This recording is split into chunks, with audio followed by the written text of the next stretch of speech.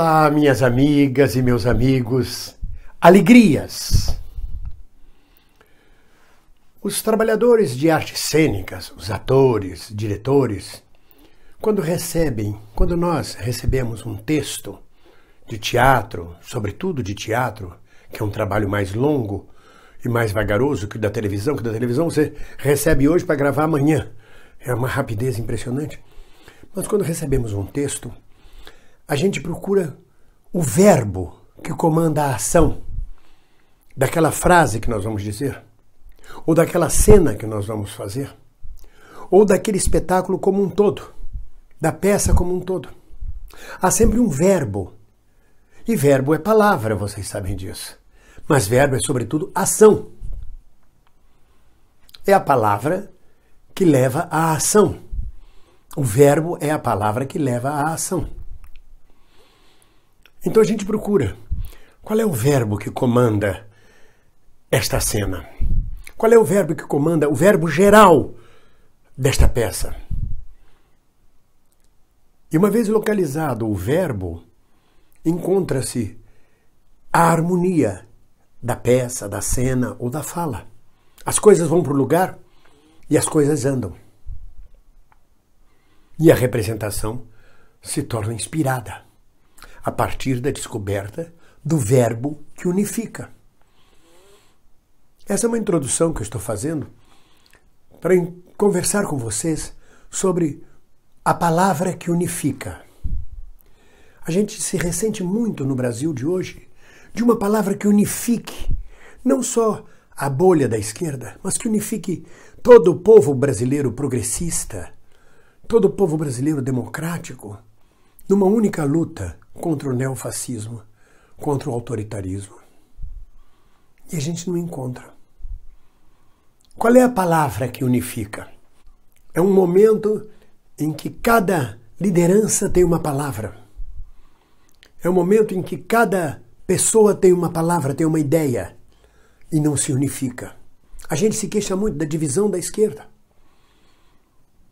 Mas é assim mesmo. Porque ainda não encontramos a palavra que unifica. Ainda não encontramos o verbo. Eu vou contar para vocês. O diabo é sábio porque é velho. O ano era 1965. Nós tínhamos na Ilha do Governador, no Rio de Janeiro, um grupo de jovens, 18 jovens, numa organização política de esquerda. E corria já um ano do golpe militar. E as palavras de ordem da época eram: abaixo a ditadura, fora gorilas. Reparem, é sempre a mesma palavra. Ainda há pouco era abaixo o golpe, fora Temer. Bom, esse abaixo a ditadura e fora gorilas, a gente já havia pichado em todos os muros da Ilha do Governador. Imaginem 18 jovens saindo uma vez por semana em grupos divididos para pichar muro com essas palavras: abaixo a ditadura, fora gorilas. Jovens de 15 anos, 16 anos, 17 anos. Pichamos a ilha inteira, não havia um muro, não havia mais um espaço onde pichar. Era muito engraçado, a gente voltava, se encontrava, se reunia e ria porque não tinha mais onde pichar. E aí, perto de onde a gente se reunia, pintaram um muro novinho, limparam tudo que nós tínhamos escrito, pintaram um muro branco, lindo, chamando pela gente: venham, venham, venham, venham me pichar. E nós já estávamos de saco cheio, fazia um ano que a gente pichava todos os muros abaixo da ditadura, fora gorilas, e a ditadura não acabava, os gorilas não caíam. E aí, como jovens, espontâneos, nós fomos lá naquele muro branco e pintamos: esses gorilas de merda não são de porra nenhuma. E voltamos felizes e satisfeitos para casa.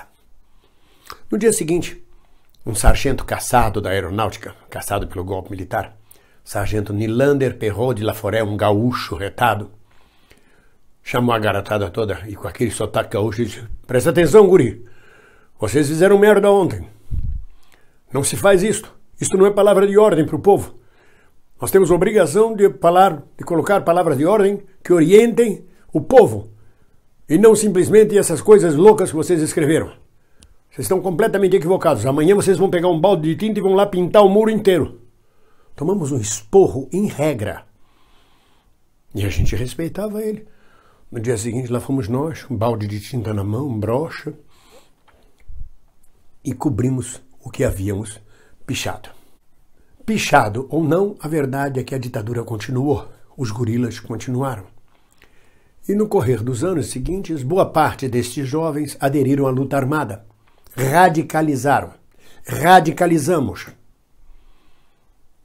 Depois de alguns anos, a maior parte estava morta ou no exílio. A radicalização não nos levou a nenhuma vitória. Nós pensávamos que bastava pegar uma arma, um fuzil, um tiro, dar os tiros e o povo viria atrás numa manifestação junto conosco. Tínhamos uma visão completamente equivocada da massa e do povo. Os tiros foram dados e fomos ficando cada vez mais isolados e derrotados e mortos e perdidos. Década de 70.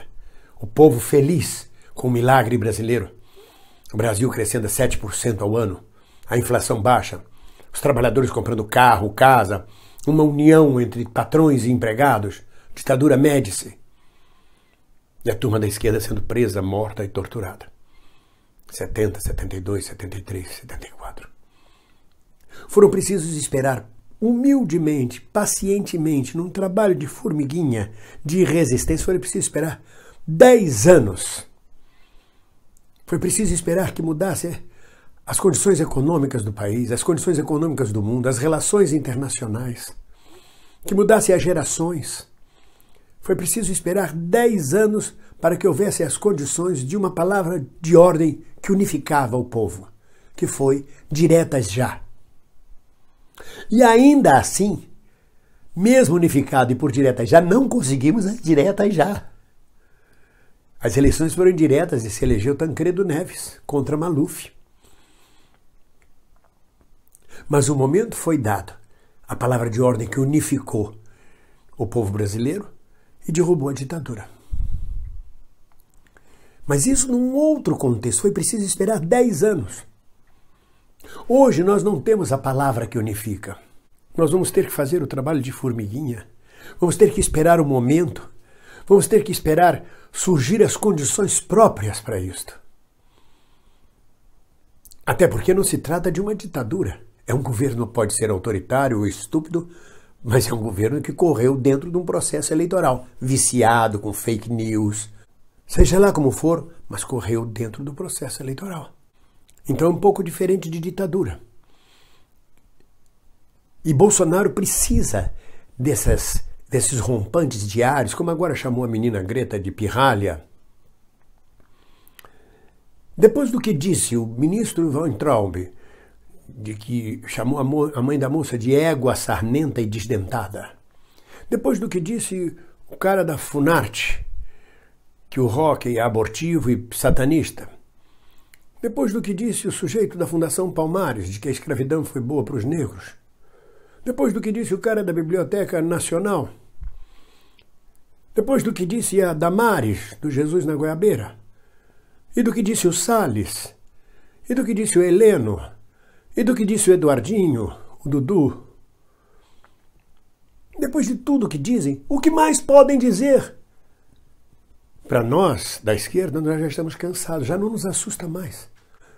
Chegou um ponto que estas estultices, essas estupidezas... Eu criei uma nova palavra para a língua portuguesa. Essas estupidezas do Bolsonaro servem apenas para alimentar o segmento neofascista que o apoia, o segmento odioso que o apoia. A nós já não diz mais nada, já estamos de saco cheio, já vimos, já não há mais o que dizer, não há mais o que combater, não há mais o que se escandalizar, se horrorizar. Porque, na verdade, se vocês repararem, na eleição Aécio-Dilma, a diferença de votos foi muito pequena, nós ganhamos raspando. Então já era uma visão equivocada do povo brasileiro. Tínhamos uma visão de que o povo brasileiro estava entendendo o governo do PT, o governo de conciliação, estava entendendo as benfeitorias que o governo social-democrata, vamos dizer assim, estava fazendo pelo Brasil. Não, metade do povo já estava rachado na eleição com Aécio.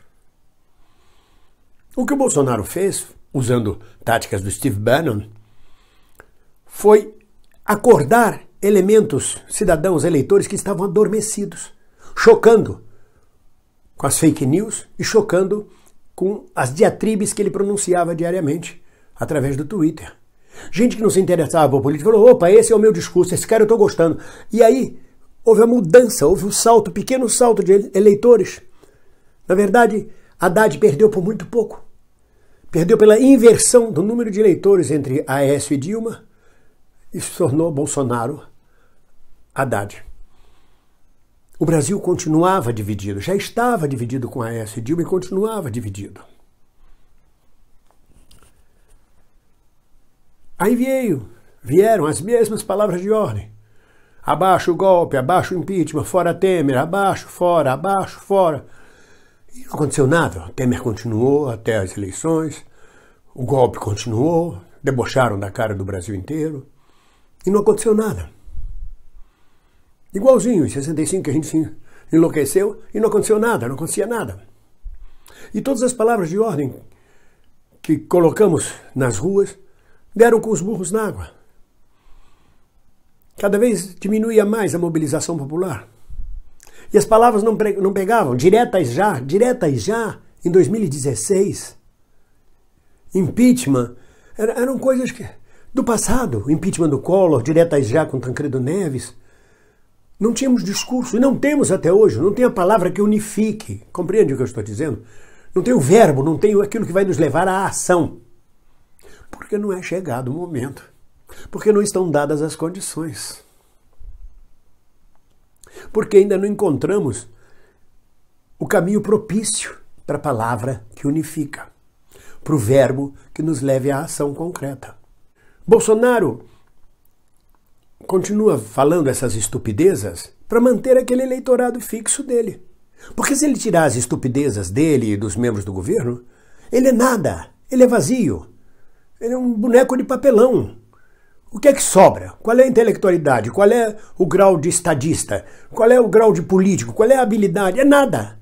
Ele cai no dia seguinte. Então ele precisa manter isso para ter o seu grau de sustentação.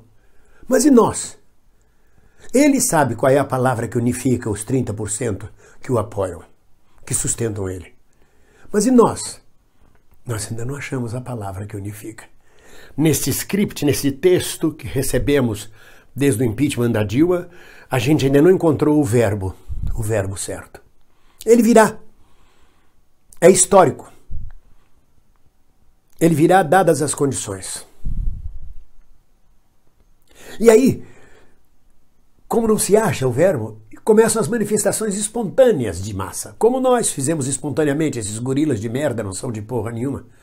E aí os estádios gritam, ei, Bolsonaro, vai tomar naquele lugar. Mas isso não foi a esquerda. Se aquele sargento estivesse vivo, ele entrava ali no estádio, naquele lugar, e dizia, isso não é palavra de ordem que se diga. Ele ia dar um esporro naquela massa toda. Aquilo é espontaneísmo de massa que está sem direção também, sem palavra que unifique a ação. E esse radicalismo de aí Bolsonaro vai tomar, não leva a lugar nenhum. Bolsonaro vai continuar lá, vai até rir. Não leva a lugar nenhum. E a gente festeja, a massa está gritando aí Bolsonaro.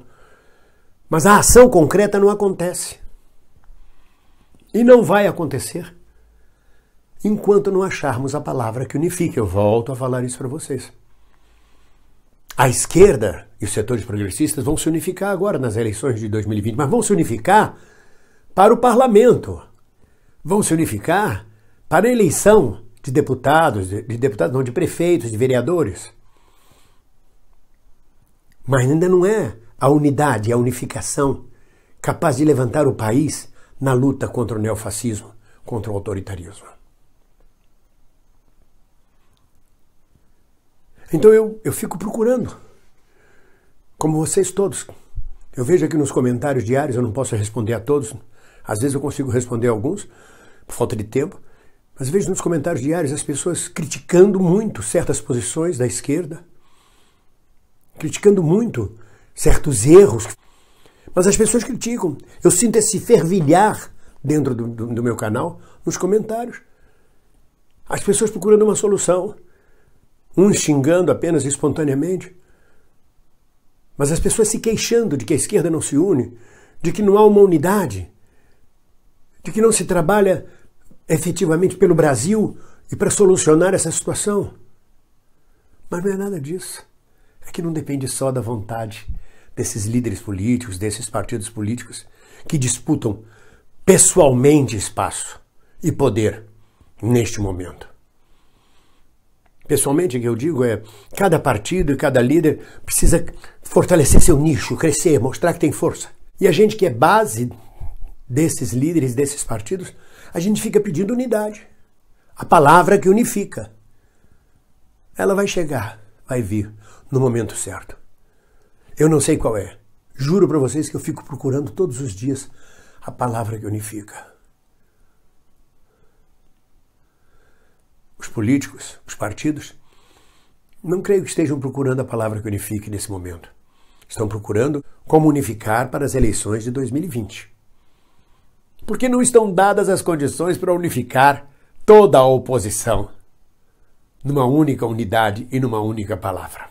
A maior ação que eu, este senhor idoso de 72 anos de idade, pode contribuir neste momento, o maior verbo, é a minha palavra junto a vocês, diária.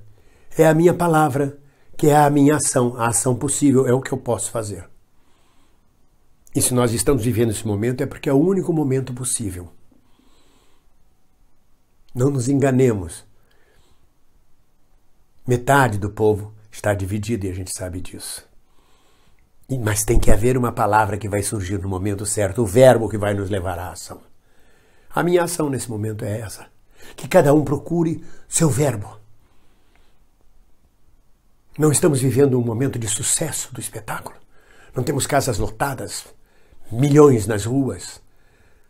O espetáculo, do ponto de vista, se fosse teatro, é um fracasso ou é uma meia bomba. Mas nós temos que fazê-lo. Cada um de nós tem que entrar em cena e dar o seu texto.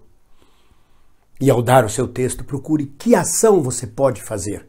Qual é o seu papel e qual é a sua parte? Qual é o seu verbo? Qual é a sua palavra?